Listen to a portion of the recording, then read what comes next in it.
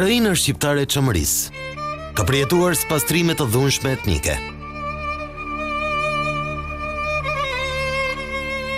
$35,000 shqiptar musliman autokton në këtë zonë u dëbuan me dhunë nga shtëpitë e tyre.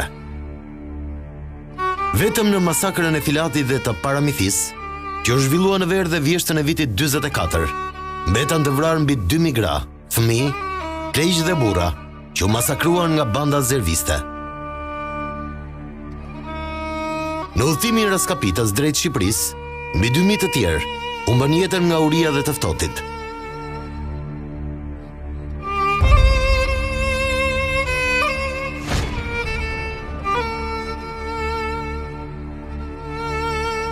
Si u ndalohet të shkojnë në tokën e të parve, atyre që kanë mbetur ende gjallë.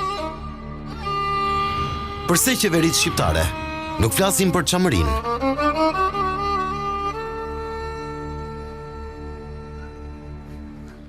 Hajde një bujur, mi se urdhuat. Unë që e more Mezani, i biri Mezan Shimit. Kam lidhë në Kodra. Kodra është lagje e Mazrekut, Vumenici. Sot 86 vjeç, Muharrem Mezani është ndër të pak të dëshmitar të mbetur gjallë, që pa me sytë e tij genocidin ndaj çamëve nga forca zerviste 80 vite më parë. Aso kohë vetëm 6 vjeç, ai ka mbërritur në fshatrat e Fierit, pas një udhëtimi sfilitës në këmbë nga çamëria.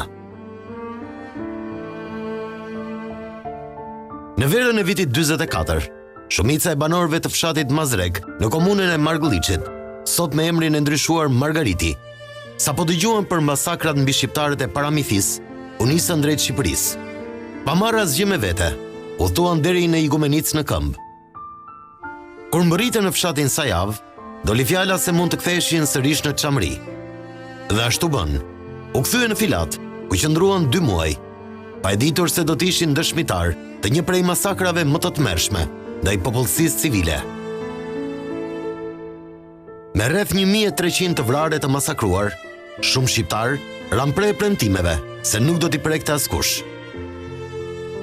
12 natës, dhe shkolli komplet familjet hyri ushtria, edhe dolim të dalë Filatit, në mlodhë atje më sabah, ne të vejtë më, në mande nëna e dora kështu, një më këte, një këte neve.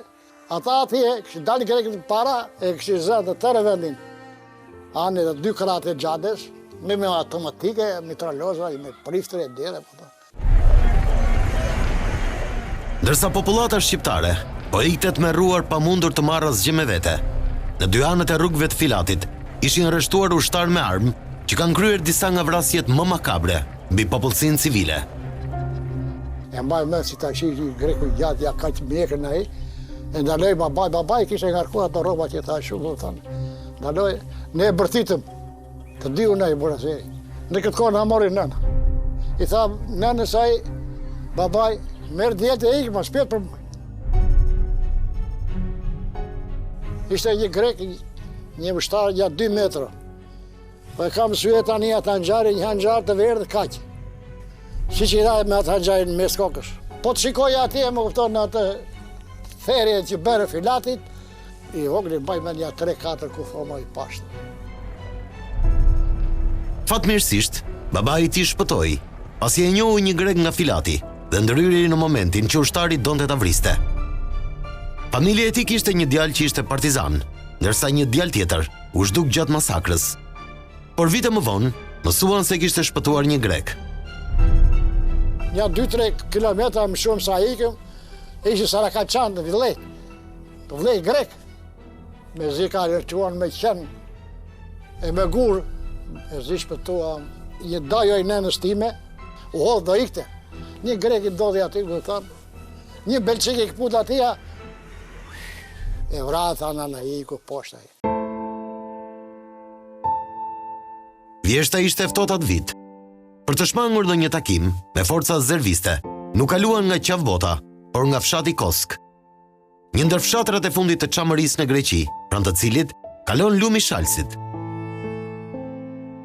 Me vete, kishin vetëm këtë qilim që ruan ende si të vetme mbrojtje nga i ftohti dhe acari. Kaluam Koskën, radhëm poshtë Koskës, në ngullum të Shalësit, i thosha ati vend atje, është një kodrës e vogël, atje ndaluam, ngritëm këtë qylymi, në mlodhi nëna, kishim një vëlla tjetër ne, u sëmura i vëllaj, një 2-3 ditë, shi kështu të ove, vdikja i vëllaj. Sa varosën atë vëllan aty, erdhi haberi, lajmi që vdiki i vëllaj nënës, në Kondispol. Atje ka vdekur Xhaxhai mua, edhe Halla.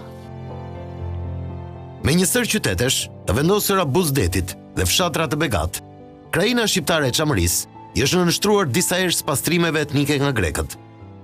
Qëllimi ka qenë zhdukje çdo gjurme shqiptare. Madje politika e vendit fqinj refuzon ndër dekada ekzistencën e çështjes çame. E aneksuar fillimisht mes luftës, fati dramatik i Çamërisë u vulos përfundimisht nga konferenca e Londrës më 1913, që e njohë këto territore zyrtarisht Greqisë. Pas aneksimit, fillon dhe skicohet politika konsistente greke e spastrimit etnik të popullsisë shqiptare në Greqi, por edhe viseve të tjera në Maqedoninë e Veriut. Pikërisht që në fillim, grekët bën një veprim të paprecedent, mblodhën 72 krerë të Çamërisë dhe i masakruan në projën e Selanit, pra në Parmethi, çka ishte sinjali që i jepesh popullsisë shqiptare të Çamërisë që ky fat e priste. Vala e parë e spastrimit nisi pas përfundimit të luftës greko-turke më 1922, kur u nënshkrua traktati për shkëmbimin e popullsisë. Greqia fitimtare i kishte duart e lira dhe përfshiu në këtë shkëmbim edhe popullsinë shqiptare, duke përdorur besimin fetar në vend të kombësisë. Me që ishin mysliman, i konsideroi turq shqiptarët e Çamërisë dhe i dëboi me dhunë nga shtëpitë e tyre. Shkëmbimi në terren u ndoq edhe nga lidhja e kombeve, që ngriti një komision me antar grek dhe turk. Kërkesa e qeverisë shqiptare për të pasur edhe ata një antar në këtë komision u refuzua. Kështu që lidhja e kombeve në këtë rast është një histori e dhimbshme. Dashje pa dashje u bë thituar vegël e këtij shkëmbimi të dhunshëm. Në vitin 1926, u deklarua shkëmbimi ndërprer, pasi Greqia arriti të dëbonte rreth 60.000 veta. Në Çamëri, kombeti një grup i madh etnik prej 35.000 personash mysliman shqiptar, ndaj të cilëve filloi represioni. Shtëpitë e shqiptarëve u zon nga emigrant grek, u zhveshën nga pronat, shtëpitë u lëshuan bandat, të cilat grabisnin dhe terrorizonin fshatarët shqiptar. Nga ana tjetër, kishte lehtësi për shqiptarët që shisnin pronat, si dhe u krijua banka bujësore për të mbështetur me kredi grekët që donin t'i blinin. Vala e dytë e spastrimit nisi kur Italia pushtoi Greqinë më 1940. Qeveria greke i paragjykoi si kolaboracionist në blok Çamët, duke marrë të mirë qenë se ata do të bashkëpunojnë me italianët. Si pasojë, u internuan mijëra burra Çam në burgje, si robër lufte, dhe u dërguan ishujt grek. Tu pati përplasje midis popullsisë shqiptare dhe popullsisë greke, duhet të theksoj jo vetëm popullsisë greke, por dhe popullsisë ortodokse shqiptare të Çamërisë, e cila sigurisht ishte greqizuar, por dhe që nga forcat nacionaliste greke dhe nga qeveria greke ishte premtuar vazhdimisht që do të merrin pasuritë e Çamëve.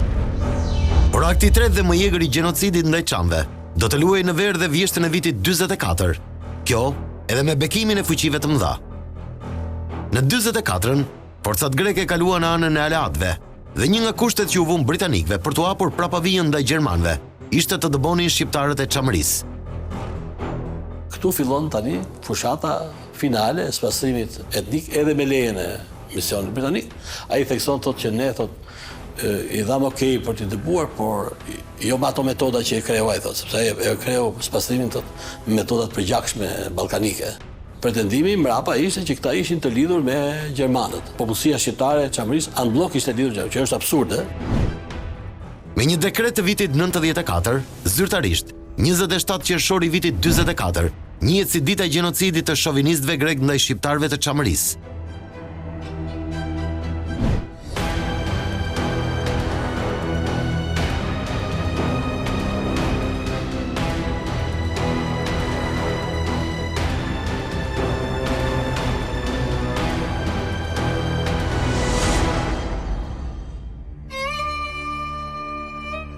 Edo Nexhipi Hamzai lindi në vitin 1931 në Vërsel, kazaja e Filatit.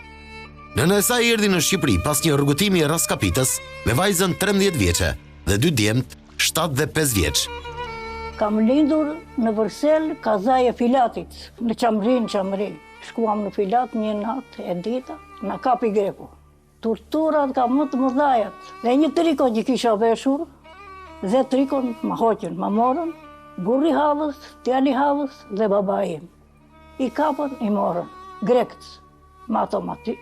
Unë dhe vëllai mas kapën baban nga mrapa. Baba, mos më mirë një baban. Tani edhe mas edhe tani më dhëmë, kur rrizi nga të gjuajturit me pushk nga mrapa. Edo është ndoshta një nga dëshmitaret më të rritura që janë ende në jetë asaj kohe. Aso kohë 13 vjeçe, ajo tregon se të gjithë shamët që kishin kapur në Filat, të cilët ishin vetëm gra, fëmijë dhe pleq, përjetuan një dhunë makabre. Na marrën, dikuar rrahut, dikuar ashtu, nënë tona kap, vjen me shkelba, kap, zhvesh, la kuriq, ku i keni florit, nuk kemi. Nëna ime kishte vës, 2 lira, një këtu. Ja ku puti me gjithë vesh. Më dramatike për të, është ngujimi në Kotofjo të Filatit, ku i mbajten robër. Atje kemi dënjur 20 ditë, pa hangur, pa pirë.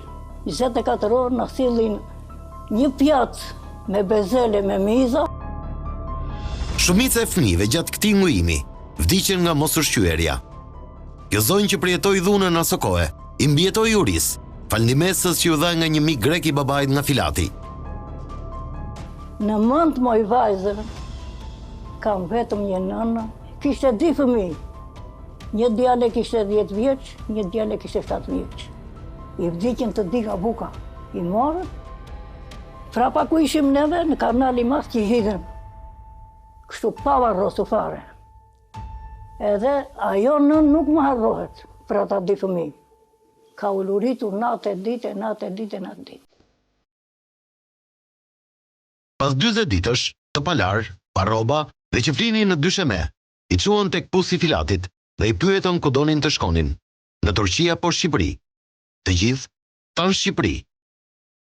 Prej andej, edhe deri në fshatin më të fundit që futat në Shqipëri, deri atje ishte një fruaj mas, kosk, tani më kujtua, atje në ndaluan. Kalamajt, veç, nëna tona veç. Edhe automatiku në futësin kështu. Të vrasim juve për para, u thoshin nëna tona, të vrasim fëmijët, a të vrasim juve. Jo, neve nëna. Stule që i të neve, jo. Atje ishte bërë një kasaphane ma. Duke qenë se ishte dimër, ftohtë dhe ishin shumë të lodhur, një pjesë e madhe qëndruan. Kjo shënoi edhe fundin e tmerrshëm të udhëtimit të tyre. Pasi i vranë gjatë natës, ata që mbetën brenda kufirit grek. Nuk la të gjalli, të turoj. I kam dëgjuar me vesh të mi, villin veshët kur ikëm, që u lurit të një gratë si lopa. Ka tuturat që i vranë e i tuturuan. Gjatë këtij udhëtimi, dramat që luhen janë përtej çdo imagjinate. Një nën me fëmijë, kishte 2 fëmijë, 8 fëmijë. Një ikte në këmbë, një bande ka dora, shiu edhe vetë tima nuk na linte. Edhe kopanet një 2 muajsh, 3 muaj. E ka marrë atë fëmijën, ka hapur një vend kështu, atje një grop, edhe ka futur si gjallë. Edhe ka lënë kopanet, gjere i sa në gratë, merë këta të 3 i shpëtojtë se fëmija do të vdesi. Ajo vuri ulurimën. Shka më bërë që mora qap lartë të bajtë, kur vjen, kam prapa një grua, i thotë, ja ku e ke fëmi, te mora dhe soba. Ajo qka bërë më i bajtë, ulurime asaj e morja të fëmi. Kur më në fund, në muajin dhjetor mbërritën në fshatin Llallat në Shqipëri, ua fjala se u hap Çamria. U nisën sërish, kam zbathur për në Filat. Kur shkuan në Filat, gjithçka ishte djegur dhe rënuar. Baban e vranë. I vranë të gjithë ata njëherë. Në pusat e Filati, sorin atë i pushpatuan të gjithë. Se që eshin babadarët, tanë e vëllezër që kishin ato, gratë të gjitha u vranë. Nuk gëli asnjë njeri gjallë. Për 2 muaj jetuan vetëm duke zirë lakrat e egra. Ta afërmit e tjerë i thanë që të bashkoj me ta, se do të iknin sërish nga mali. I thot nëna, unë nuk I kesa, se mua po më vdes vajza. Vajzën lere këtu isa. Vajza le të vdesi, vajza ishte vdekur. Merë të didjem të ikë. Unë sa e kam dëgjuar, po kam ngritur në këmë. Jo, I thash, do vite me tina. Por më e tmerrshme ishte urrejtja që u krijua ndër popullsi, që deri atere jetonin në harmoni mes tyre. Në sa javë, turmës së raskapitur të muaxhirëve shqiptar u dolën përpara gra e fëmijë që I gjuanin me bukë dhe me vezë. E na afroshin neve kalamajt. Neve kishim kushe di sa ditë pa hangur, me barë. I hedhim dhuart, ata nuk ne I pshin bukën. Pasaj me vezë, e me pikstëllëqe, e me bajkër, e me gjëra. Prej andej erdhën në Konispol në këmbë dhe atje dolën për të lypur, se nuk ishin asgjë për të ngrënë. Atje ishte një prift, edhe I thot vllai, na jep në një gjë për të hangur se jemi pa hangur. Hajde thaj, iksa, në Shqipëri, Sarand, iksa, qërroni. Të mbetur vetëm me nënën, pasi të gjithë burrat e familjes ishin vrarë, udhëtimi I raskapitës vijoi nga Saranda deri në Vlorë, por pa u zgjatur askush dorën e ndihmës, as në Shqipëri, në vendin që ata I shumë e kishin dashur.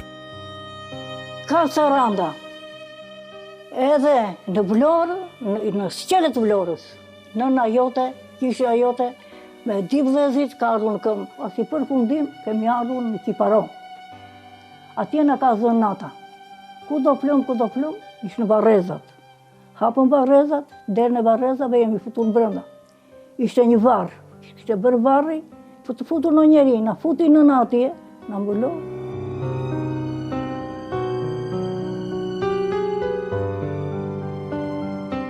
Familja e Damin Daminit, nga fshati Mazrek I komunës së Margëlliçit, e ka provuar herët teun e pastrimit etnik, vetëm e vetëm se ishin shqiptar. Parga dhe Margëlliçi regjistruan 620 të vrarë, si pasojë e masakrave me bazë etnike. Babai I tij, Mero Damini, ishte njëri ndër mijëra burra shqiptar që u internua në ishullin Medellin në vitin 1940, me pretendimin se mund të ndihmonin italianët. Në atë ishull, ai edhe u ekzekutua. Mero Damini, thaj, unë jam, thaj, shqiptari e po grek, I thot. Po s'mëtu se mund, thaj, që jam grek, do më besoni, jo, I thot, edhe vranë. Njeri që ishte nga fshati jonë, kishe sjell vetëm rrypin e pantalloneve si shej. Damini tregon se ende ka të freskët dhunën që ai pa me sytë e tij.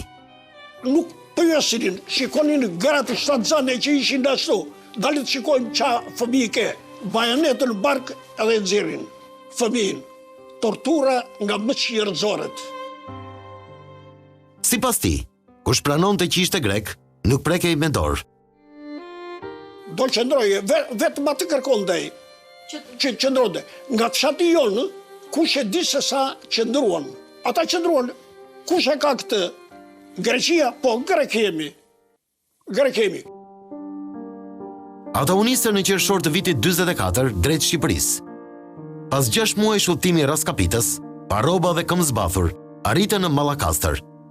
Aty ndroi jetë nga uria vllai I vogël, ndërsa as nëna nuk ndodhej pranë tyre, pasi ishin infektuar këmbët. Duke vajt në një burim, diku nga Mallakastra, mbi pallësh, atje ishin ja 2 partizane, e shikojnë nënën edhe marrin. Bas 3 muajve, nëna e sollën ata në firë. Unë me motrën, mbas njerëzve, vllai vdiq, I dhash kuqumare, me kuqumare, vdiq, edhe e morë me e varrosëm. Kur vdiq nënën e kishe lënë amanet që t'ja vendosinim. Rrobat e tij I kishim rujtur. Përse ishtet për masakrën e Çamërisë, ku mbetën të vrarë mijëra persona të paarmatosur. Kjo është rezoluta e miratuar nga Parlamenti Shqiptar në vitin 2004. Një ndër dokumentet e pakta që kërkon zyrtarisht njohjen e çështjes çame. Paradoksalisht, ajo u botua në fletoren zyrtare vetëm në vitin 2013. Shteti shqiptar, përgjatë këtyre 3 dekadave, ka qenë I paaft të kërkojë që kjo çështje të trajtohet me dinjitet. ka një heshtje, shteti shqiptar është në pozita shumë të tërhequra dhe të nënshtruara ndaj Greqisë në këtë çështje, dhe kjo lidhet pikë së pari me formatin e qeverive tona, të gjithave. Përpos tragjedisë që pësuan, duket se gjenocidi ndaj çamëve po harrohet me qëllim.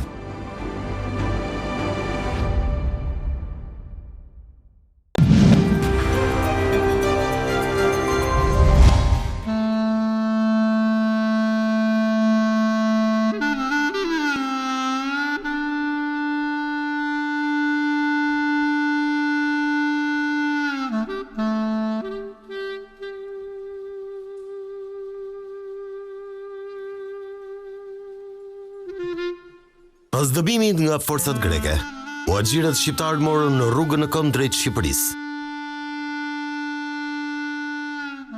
Të uritur dhe të lodhur nga rruga e gjatë, ata ulën të pushojnë në këtë fushë, në qafë botë, ku edhe ndërruan jetë mbi 3000 çam. Ky është monumenti i Klogjerit, që u ndërtua për të nderuar vuajtjet e çamëve.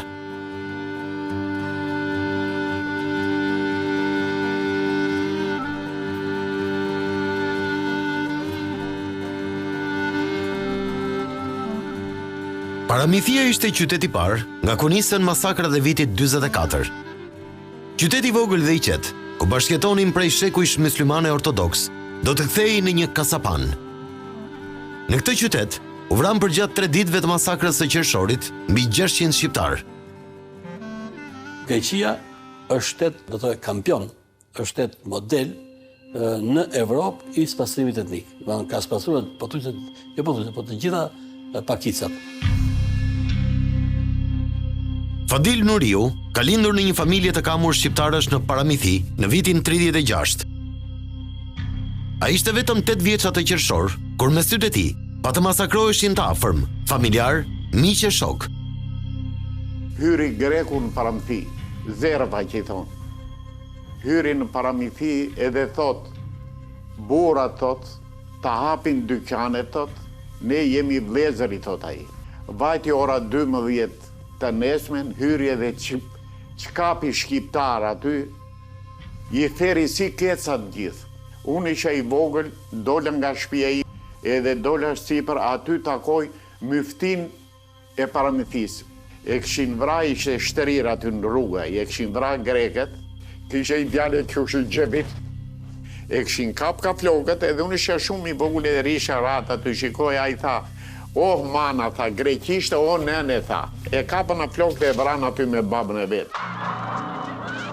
Shumica e burrave dhe djemve mbi 10 vjeç ishin vrarë, ndërsa ata që kishin mundur të shpëtonin ishin arratisur.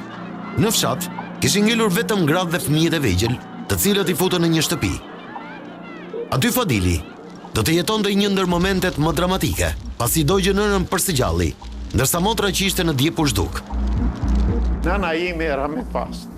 Kishe i gos vogël, edhe gretë shkon me një quri themine, quri thonë e ju, me marrë plaçkat e gocës. Në kryet 2 minutave, 3 minutave, dele djegme nëna ime ande në quri. Dele djegme. Si dole djegme nëna ime, fillova të qaun.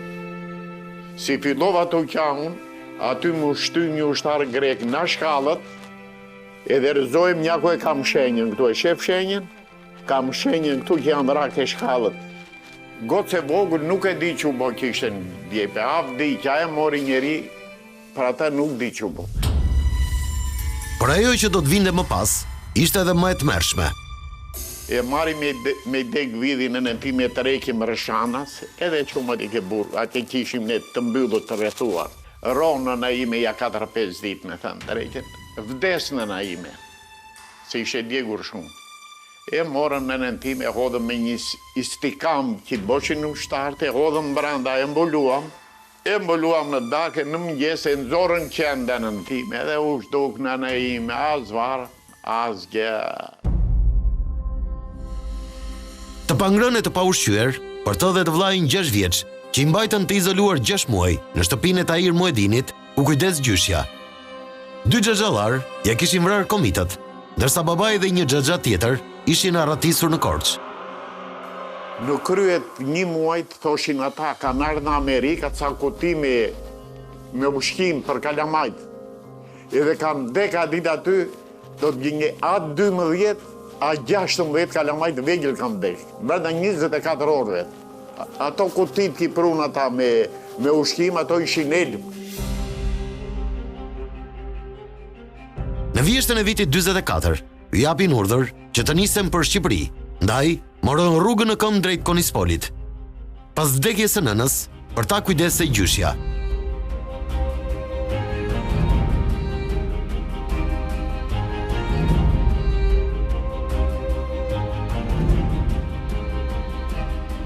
Gjyshja lypte që të mbante gjallë 2 djemtë, ndërsa një ditë vjen një i afërm dhe i thot se njërin prej djemve të mbetur gjallë ja kishin plagosur, kurse për tjetrin nuk dije asgjë. Në atë minutë kjo, Allah, tha, 2000 vrau greku, edhe këta 2000 vrata, edhe lujti më gjyshja. Më merte unë me deri jush gjyshja, se kishe frikse, edhe më piste nërmjet kamet në bande natën, se kishe frikse, po më mersin se lujti me.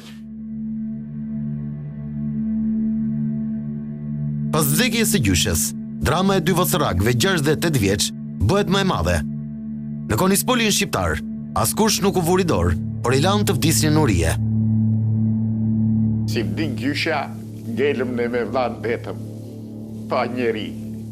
Konispoli me vërtet shqiptar, po ishin shumë njerëz të ki, se 2 kalamaj të vegjël, si isha urbate, 2 të ngordhe ishim ne. Nuk do një njeri me në marë. Neve rojtëm ja 2 ditë pa buk, ishim bjedet. Më kujtohet se binde shi, dili aty ke streja, unë e vija gojnë, shu ke qikat pia uj. Si nejtëm aty pa hangër, se s'ka tur kjo pun, unë bushu me mora. Po shpirtin nuk del. Nuk del, po ke për të rojt, nuk vdes me zorë. Babai i kërkonte në Delvin, ku kishte dalë shumica e kushurinjve të tyre. Pas 10 ditësh, kur 2 të miturit lëngonin nga uria, babai mbërriti në Konispol në kërkim të tyre, me një kalë që i kishte marrë me qira. Kërko baba ishte e vonë, natën nuk na gjende dot. Më shkeli baba ke kema. Si më shkeli baba ke kema, babai thashun. Erdi babai të keqen babai tha. Bekte, buki thashun. Zishe vetë. Ko zonja tha për nën e vetë. Ja ka zoha me se do vdik zonja thashun. Si mërë dikta, edhe nana ka e dojë greku nënën, për nënën e dilën, po edhe zonja, s'ka gare, erdi babai të keqen babai tha. Pasha zotin me motër, unë më shtetë baba këtu kene, si baba, si ula ke zojtë, unë më shtetë baba. 2 të miturit ishin dobësuar ai shumë, sa i futi secilin në trastat e tagjive të kalit dhe u nis drejt Delvinës. Por fati e deshi që të 2 fëmijët të shpëtonin. Pasi e morën veten, vijuan udhëtimin drejt Beratit dhe më në fund u vendosën përfundimisht në Tiranë, në zonën që njihet si Tregu Çam.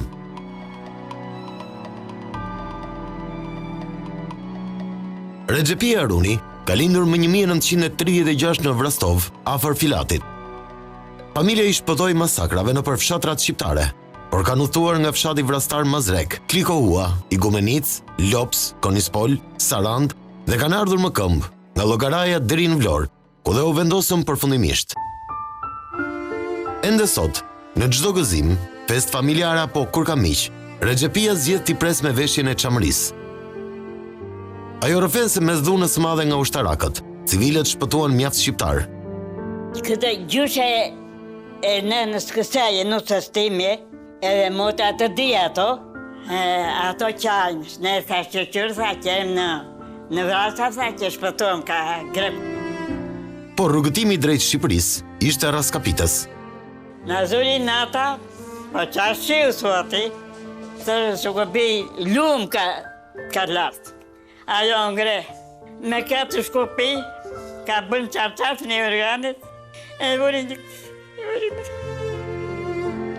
e të namërotën e shumë ka të kalamaqe. Gjatë kalimit në për Shqipëri, ata humbën disa pjesëtar të familjes. Ma diki deri gjëgja, 15 vjetë. Ose limi, tha shumë, nuk rritë të seku të ka të vdekurit. jam së murë ka koka, po thaj. E mori gjëgjëj, më të gjades, e varrosi. Për më dramatikja, është përfillja dhe nga një pjesë e popullsisë shqiptare. Ajo rrëfen se ndalua në Kopaqe, por e zonja e shtëpisë u bezdis nga të qarat e të vllajt 5 vjeç që ishte i smur. Do ndjesh i më një azita. I thati. I tha, nuk ndjesh më mëjnë në, nuk ndjesh më i tha. E buri në gjumë, edhe ra djali. Edhe së këtë ditë. Ho, buri ka gjumi. Ka djali kish me ruar, kish dekur. Pesu jetë. Miqësia midis popullit shqiptar dhe popullit grek, ka thënë udhëheqësi ynë i dashur shoku Enver. Qeveritë shqiptare, qoftë ajo komuniste, qoftë edhe ato pas viteve 90, pak herë kanë guxuar ta prekin çështjen çame. Në të gjitha negociatat që janë bërë me Greqinë, derisa u vendosën marrëdhënie diplomatike në vitin 71 mes dy vendeve, nuk është përmendur asnjëherë çështja çame. Shteti komunist e mbylli çështjen çame dhe nuk e lejoi më as trajtohet si problem historik. Ne që kemi haruar fakultetin e historisë, nuk kemi trajtuar, nuk kemi bërë historinë e çamërisë fare. Çështja çame sigurisht interesonte shumë Greqisë si të ishte e varrosur. Dhe regjimi nuk guxoi dhe nuk kishte interes ta prekte këtë çështje, sepse i rrezikohesh pushteti vet. Por ky nënshtrim ka vijuar edhe me qeveritë e pas viteve 90. Për studiuesit, Shqipëria është e mbushur plot me shembuj se si kjo çështje po harohet qëllimisht, pavarësisht masakrave dhe dramave që përcjellin këto dëshmi të gjalla, të këtyre të moshuarve që sjellim në këtë dokumentar. Një populli që janë bërë padrejtësi të jashtëzakonshme, duke filluar nga masakrat e dëbimi pas Kongresit të Berlinit, shpopullimi, shfarosja, dëbimi, asimilimi që ka ndodhur duke filluar nga Sanxhaku i Nishit, e vazhdoi pasaj në Grebene në Art pas Kongresit të Berlinit për të vijuar pasaj për krimet e jashtëzakonshme në luftat ballkanike dhe për shkëmbimin e popullsisë së tretë, janë tërë ato faza historike që këtu nuk ka asnjë memorial të vetëm. Në mungesë të drejtësisë, a duket se ka ardhur momenti që së paku të ketë një kërkim faljeje? Pra, ne nuk mund ndërtojmë një raport me shtetin grek, po që se nuk adresojmë këto plagë të së kaluarës. Dhe është mungesë e mitfilli e kurajës. Nëse nuk mund të detyrojmë palën greke ta njohë këtë çështje, të paktën mund t'i japim vendin e merituar në memorien kolektive. Për këtë, nuk mund t'i pengoj askush shqiptarët. Ne kemi muzeun kombëtar.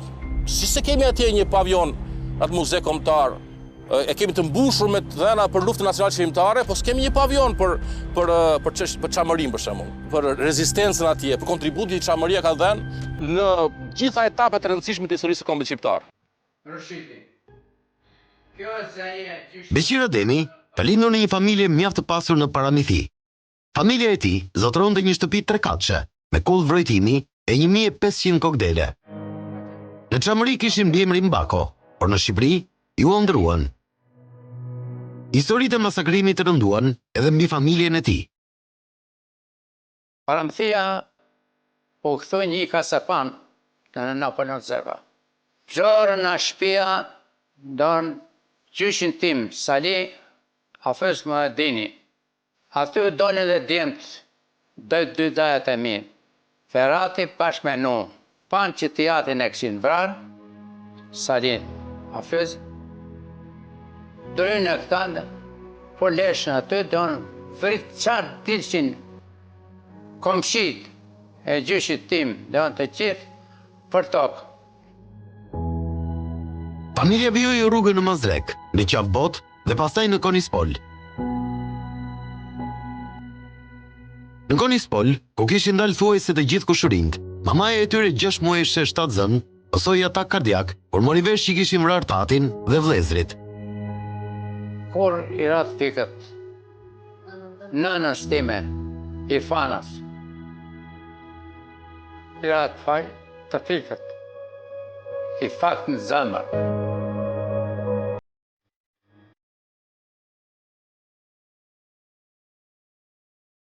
Edhe ndërë jetë aty, ndërë jetë. Familja jetoi disa vite në Vlorë, dhe në vitin 49 u vendosën përfundimisht në Tiranë, ku Ademi u bë një ndër sportistët më të njohur.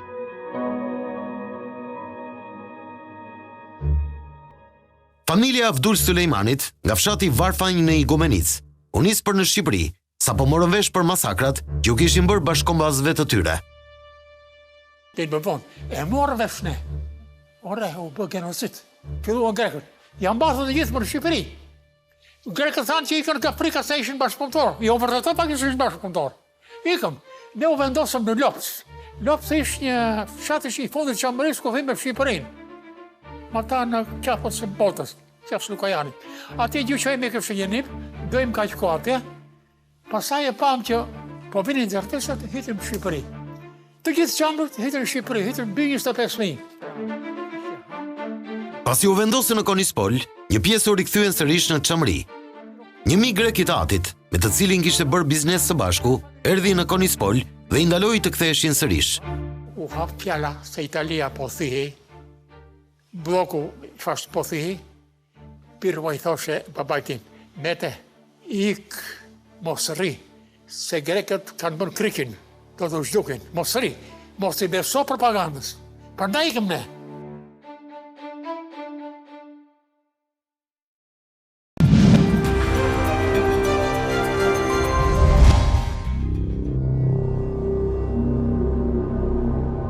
Për të justifikuar spastrimin etnik, pala greke i konsideroi kolaboracionist të gjithë çamët, pra që bashkëpunuan me italianët për të pushtuar Greqinë. Për ta bërë të pamundur çdo pretendim të kësaj popullsie për pronat dhe masakrat që përjetuan, por edhe të shtetit shqiptar, ata miratuan ligjin e luftës që është ende në fuqi. Por spastrimi ishte shumë planësh. Menjëherë pas largimit të shqiptarëve, pala greke ndryshoi edhe emrat e fshatrave dhe i kolonizoi ato me popullsi greke. Emrat shqiptar të fshatrave Spathar, Galbaq, Picar, Varfanj, Arpic i zëvendësoi me emrat grek, respektivisht Trikoforos, Elea, Aetos, Parapotamos, Perdhika e të tjerë, duke zhdukur çdo gjurmë shqiptare.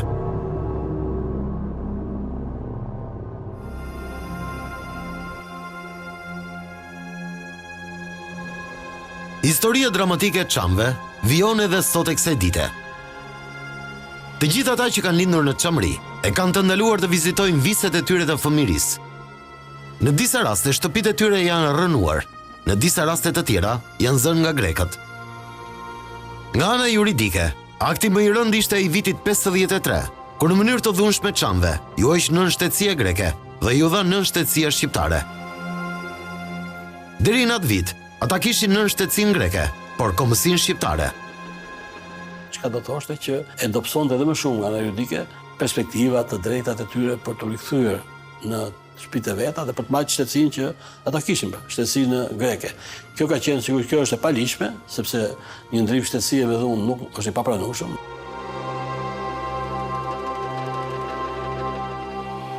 Muharrem Mezani e kujton si sot ditën kur doli mbi Konispol dhe pa Çamërinë e tij.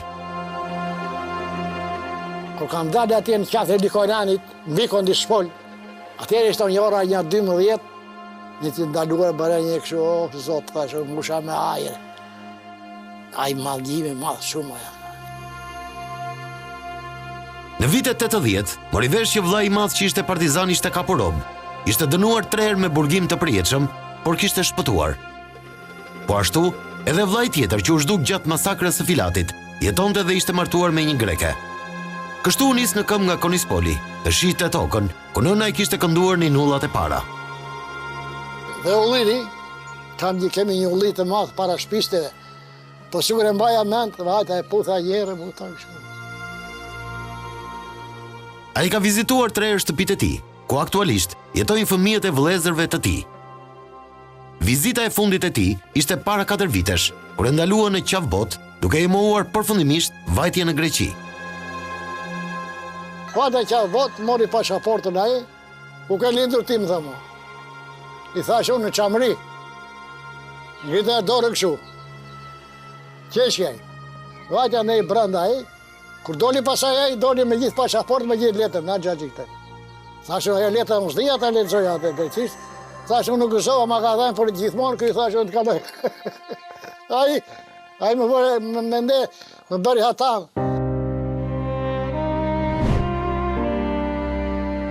Kjo është letra që i dhanë Muharrem Mezanit në pikën e kalimit të kufirit. Arsye shkruhet mungesë dokumentacioni, por ajo lidhet me vendin e lindjes që i përket çamërisë.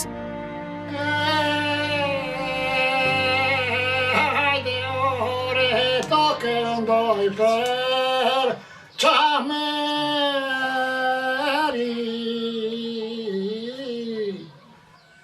Me sytë e kristalt në lot, sa ere djeg malli për çamërinë e tij të bukur, Muharremi ja merr këngës çame. Paradoksalisht, në pasaportën e re i ka ndryshuar vendlindjen. Ndryshe nga pasaporta e vjetër, pasaporta e re ka tërshuar Mazrek Shqipëri, duke qenë se edhe në Korçë ka një fshat me këtë emër.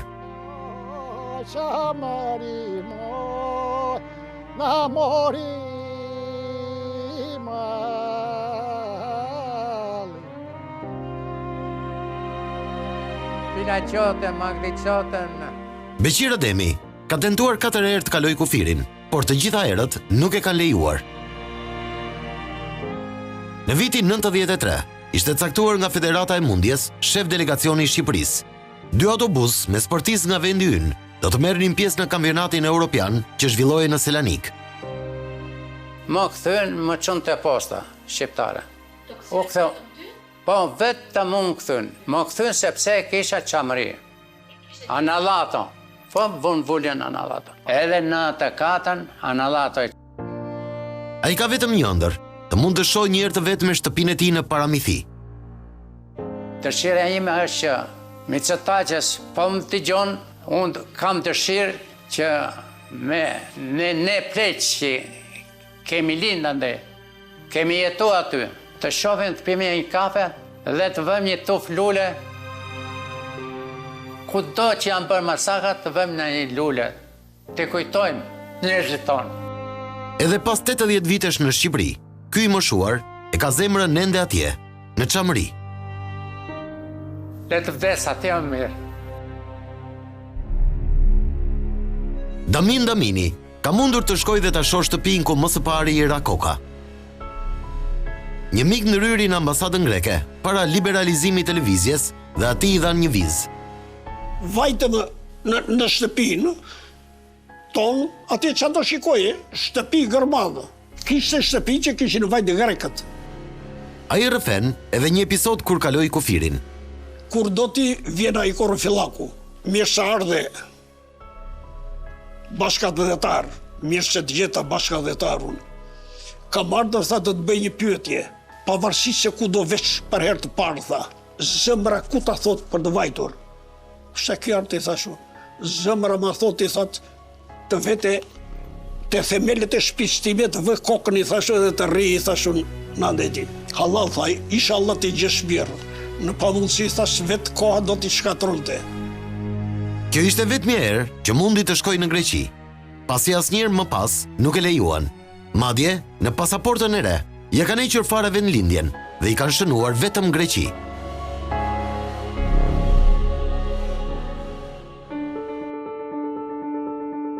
Edhe Fadil Nuriu ka përdorur misit për të parë një herë shtëpitë e tij në Paramithi.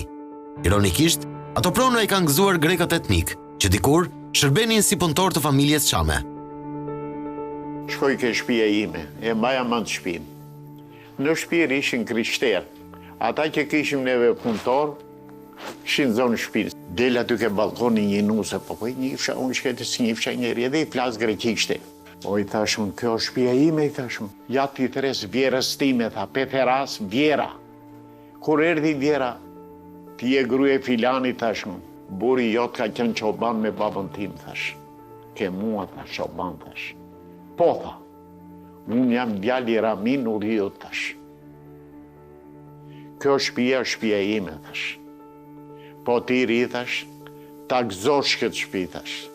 Unë, thash, po qesh, unë jam shumë mirë, thash, në Shqipëri, thash. Ai rrëfen se edhe pronat e tyre ishin zhdukur. 8 dekada të shkuara, thuaj se kanë fshirë gjithçka. I them ati grekut unë ti madhaj, baba djali doktorit i tash.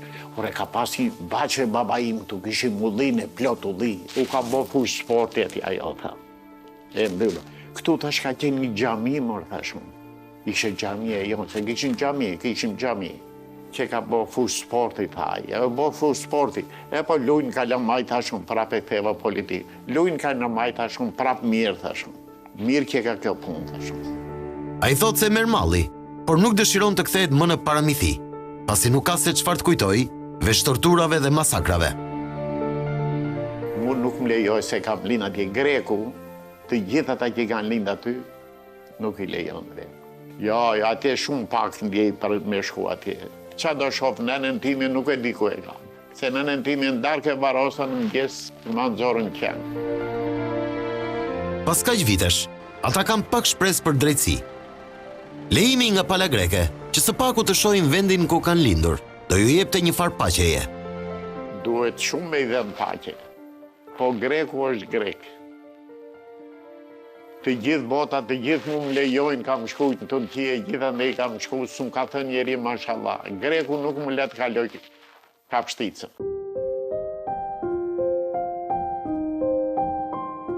Rexhepi Haruni nuk ka mundur të shkojë të shohë shtëpinë e saj, por e motra po. Ajo ka kaluar nga Italia. E pa shtëpinë, po ishte gurë me gurë, edhe ulliti kënë prerë. Pavarësisht se kanë jetuar në kohëra të trazuara, ajo kujton se si burrat e fistit të saj kanë shkuar të luftojnë kundër Serbisë për krah vëllezërve kosovar. Qamëria, Kosova, Bosnia, të tëra kanë kënë bashkë, kërë ka bërë në luftën Serbi me Kosovën, gjagja im ka eku ka qamëria në këmë ka vatën në Kosovë, ka bërë luftë. Pavarësisht asaj që kanë hequr, dëshira e vetme është të shohë edhe një herë ato troje. Atje të vdesja, atje të varrosashe. Ky gur dhe kjo degulliri janë nga të shtëpisë, ku lindi Rexhepia në Vrastov. Ata e solli e motra 2 vite më parë, dhe ajo refuzon t'i jedhë, por i mban si gjën më të çmuar. Më vjen malë që shoh.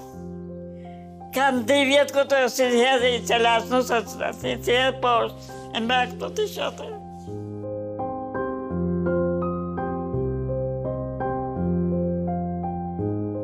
Edhe Avdul Sulejmani, për herë të parë ka vizituar shtëpinë e tij të lindjes në vitin 91. Kufirin e kaloi në këmbë, pasi e dinte që nuk do ta lejonin. Gremi natën ne, nisemi edhe dim në majtë të Likojanit, në qafën e Likojanit, duke shqamëria se pëllëm, drita dezër fshatrat. Para 4 vitesh, ajo nis me një grup gazetarësh italian drejt Greqisë, por e kthyen me pretendimin se fshati Varfanj kishte ndrruar emër. Pak a shumë, e njëjta mas e marr edhe me vendbanimet e tjera çame për të zhdukur çdo gjurmë. Nuk e donin toponimin, do më thënë, vendlindjen, para portam, Varfanj igumenis, e donin para portam, no igumenista. Po nuk bëhet kjo. Por edhe në të dhënat e tij, sërish shteti shqiptar ka futur duart. Në pasaportën e vjetër e kishte vendlindjen Varfanj Igumenic, ndërsa në terren e ka Varfanj Shqipëri. Në këtë gjora unë para 2 vjetësh gjora let një ftim dëri, atë nuk kishte Varfanj para Varfanj Igumenic, po kishte Varfanj Albania. Po pse? Se në Delvinë është fshat me emrin Varfanj. Tani se si arriti qeveria shqiptare, si e pranon këtë gjë nuk e di. Në Nedo, ishe ëndrat me shtëpinë e saj të fëmiris. Vetëm thëmë, shtëpia, qamëria. Ajo ka mundur të shkojë në shtëpinë e saj të fëmiris, vetëm para 5-6 vitesh nga Italia. Për të mos u krijuar probleme fëmijëve, vendosën që në kufi për në Shqipëri ta shoqëronte një mik i familjes nga Greqia.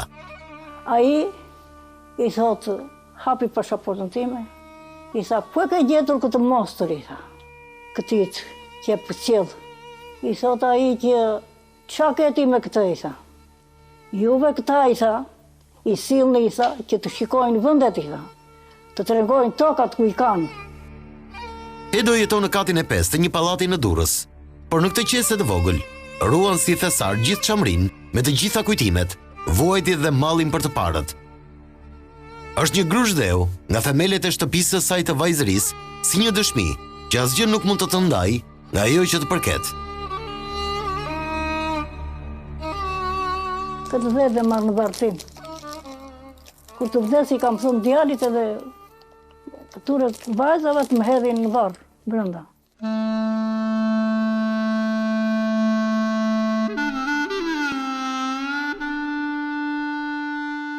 E mbuluar nga pluri i Aresës, masakra e Çamve ka ndodhur vetëm 80 vite më parë. E gjithë sa u përsoll në Inside Story janë dëshmi nga ata që kanë përjetuar personalisht vetë gjenocidin dhe spastrimin etnik të vitit 44. Ndoshta janë të fundit që janë ende në jetë.